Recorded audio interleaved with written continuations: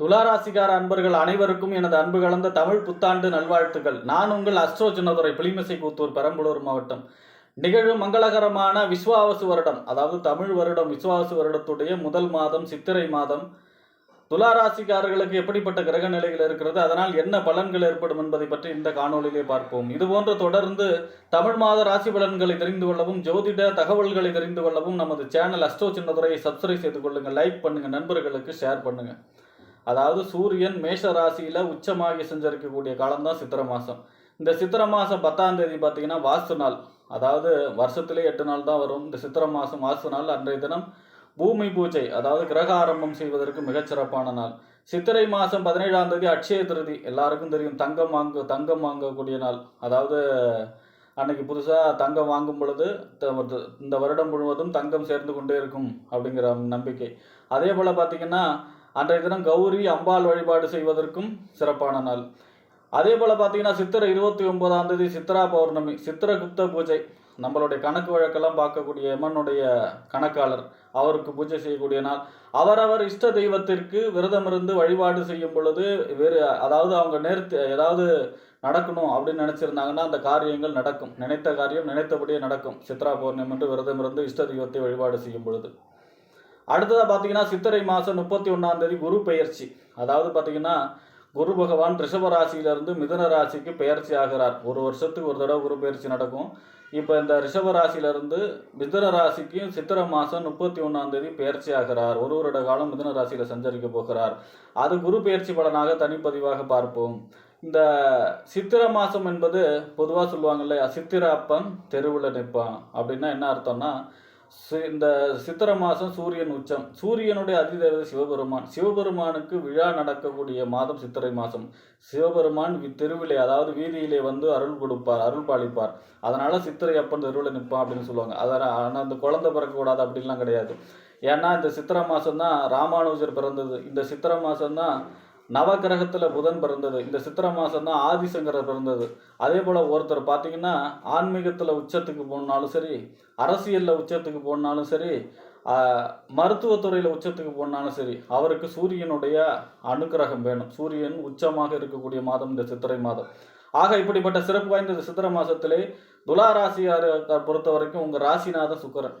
உங்கள் ராசிக்கும் 8ஆம் இடத்திற்கும் அதிபதி சுக்கிரன் 6ஆம் இடத்துல உச்சமாகி இருக்கிறார். அதாவது பார்த்தீங்கன்னா நோய் எதிரி வம்பு வழக்கு கடன் சொல்லக்கூடிய உத்தியோகஸ்தானம் என்று சொல்லக்கூடிய 6ஆம் இடத்துல உச்சமாக சஞ்சரிக்கிறார். பொதுவாக உச்சம் பெற்றவர்களுக்கு மறைவே என்பது இல்லையா. அப்போ பார்த்தீங்கன்னா ராசிநாதன் 6ல் உச்சமாகி சஞ்சரிப்பது யோகம். அதாவது உத்தியோகத்திலே பதவி உயர்வு, உத்தியோகம் கிடைக்கக்கூடிய அமைப்பு, உத்தியோகம் சம்பந்தமான யோகம் கிடைக்கக்கூடிய அமைப்பு.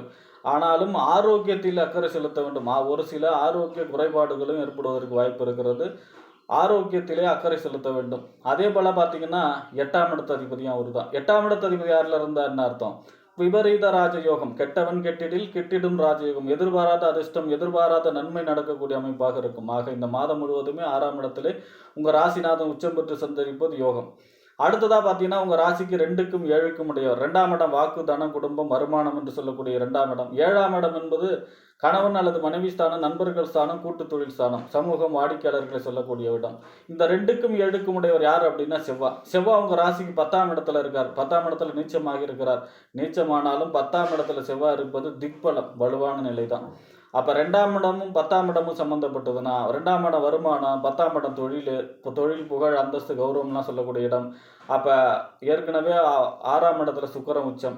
அப்போ பார்த்தீங்கன்னா உத்தியோகம் சம்பந்தமான பதவி சம்பந்தமான உயர்வு கிடைக்கக்கூடிய அமைப்பு.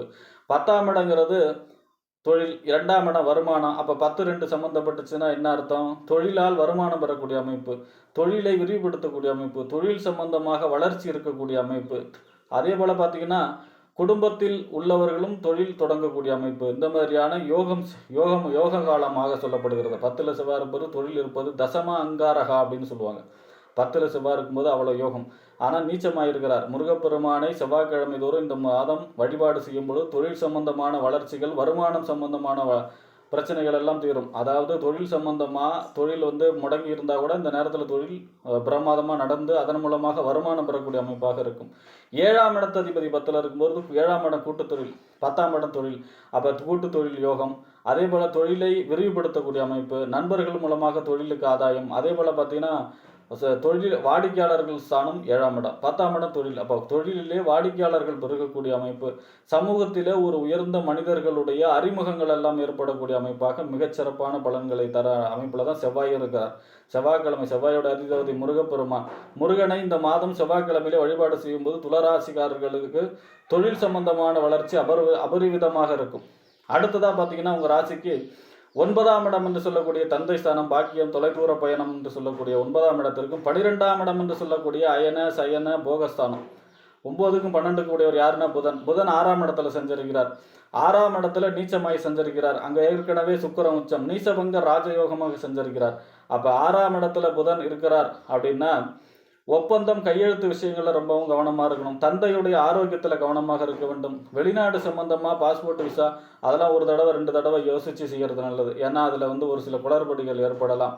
9ஆம் இடத்த அதிபதியிலே தொலைதூர பயணம். அப்போ தொலைதூர பயணம் சம்பந்தமாக பாஸ்போர்ட் விசாவுக்காக காத்திருக்கிறவங்க அது கரெக்டான ஆவணங்கள் தானா அப்படின்னு செக் பண்ணிக்கிறது ரொம்பவும் நல்லது. அதே போல் பார்த்திங்கன்னா இந்த 9ஆம் இடத்த அதிபதி அப்படிங்கிறது பாக்கியஸ்தானம், அதிர்ஷ்டஸ்தானம், தந்தை ஸ்தானமும் கூட. அப்போ தந்தையிடம் விட்டு கொடுத்து செல்ல வேண்டும். ஆரோக்கியத்திலையும் அவருடைய ஆரோக்கியத்திலையும் அக்கறை செலுத்த வேண்டும். 12ஆம் இடத்த அதிபதியும் அவர் தான். 12ஆம் இடம் மறைவு ஸ்தானம். ஒரு மறைவு ஸ்தானாதிபதி மற்றொரு மறைவு ஸ்தானமாக 6ஆம் இடத்துல இருக்கார் அப்படின்னா விபரீத ராஜயோகம். ஏற்கனவே ஒரு விபரீத ராஜயோகம், கெட்டவன் கெட்டிடில் கெட்டிடும் ராஜயோகம். அப்போ எதிர்பாராத அதிர்ஷ்டங்கள், எதிர்பாராத நன்மைகள், எதிர்பாராத ஒரு மகிழ்ச்சியான செய்தி வந்து சேரக்கூடிய அமைப்பாக இருக்கும். தகவல் தொடர்பு புதன். அப்போ பார்த்தீங்கன்னா எதிர்பாராத அதிர்ஷ்டங்களை சொல்லக்கூடிய அமைப்பில் தான் புதனும் இருக்கிறார். விபரீத ராஜயோகத்தை கொடுக்குற அமைப்பில் தான் புதனும் இருக்கிறாருங்கிறதா இந்த சித்திரை மாதம் துளாராசியோட பலன். அடுத்ததாக பார்த்தீங்கன்னா உங்கள் ராசிக்கு 11ஆம் இடம் என்று சொல்லக்கூடிய லாபஸ்தானம், மூத்த சகோதர ஸ்தானம், அபிலாஷைகள் பூர்த்தியாகக்கூடிய இடம். 11ஆம் இடத்துக்கு அதிபதி சூரியன் உங்கள் ராசிக்கு 7ஆம் இடத்துல செஞ்சிருக்கிறார். அதுவும் உச்சமாகி செஞ்சிருக்கிறார். சஞ்சரித்து 7வது பார்வையை உங்கள் ராசியை பார்க்கிறார். பொதுவாக 11ஆம் இடத்து அதிபதி 7ல் இருக்கிறது. திருமணம் சம்பந்தமான முயற்சிகள் கைகூடும். அதே போல் குழந்தை பிறப்பு, 2வது குழந்தை 7ஆம் இடம். இப்போ குழந்தை பிறப்பு, கரு உண்டாகக்கூடிய அமைப்பு. 10ஆம் இடத்த அதே போல் பார்த்திங்கன்னா 11ஆம் இடங்கிறது மூத்த சகோதர வழி அனுகூலங்கள், ஆதாயங்கள் எல்லாம் பெறக்கூடிய அமைப்பு. அதே போல் அபிலாஷைகள் பூர்த்தி. 11ஆம் இடம் வலுக்குது அப்படின்னா 11ஆம் அதிபதி உச்சமாகிறார் அப்படின்னா நம்மளுடைய அபிலாஷைகள் பூர்த்தி, அதாவது நீண்ட நாள் எண்ணங்கள் எல்லாம் நினைத்ததுபடியே நடக்கக்கூடிய அமைப்பு. அதுதான் அந்த 11ஆம் இடத்த அதிபதி வலுவடைவது. ஆக எண்ணிய எண்ணங்கள் எண்ணியபடியே நடைபெறும். அரசு சம்பந்தமான முயற்சி செய்பவர்களுக்கு அரசு சம்பந்தமான அனுகூலங்கள், ஆதாயங்கள் பெறக்கூடிய அமைப்பு. அரசு சம்பந்தமாக ஏதாவது திட்டம் எதிர்பார்க்குறவங்களோ, அரசு சம்பந்தமான வேலை எதிர்பார்க்கிறவங்களுக்கோ அது அனுகூலமான செய்தியை கொண்டு வந்து சேர்க்கக்கூடிய அமைப்பாக இருக்கும். திருமண சம்பந்தமான காதல் ஏற்படக்கூடிய அமைப்பு, காதலில் வெற்றி பெறக்கூடிய அமைப்பு, திருமணம் கைகூடி வரக்கூடிய அமைப்பு. இதைப்படி யோகமான பலன்களையே சூரியன் உச்சமாகி 11ஆம் இடத்த அதிபதி உங்களுக்கு நற்பலன்களையே அதிக அளவு தர இருக்கிறார் இந்த மாதம்.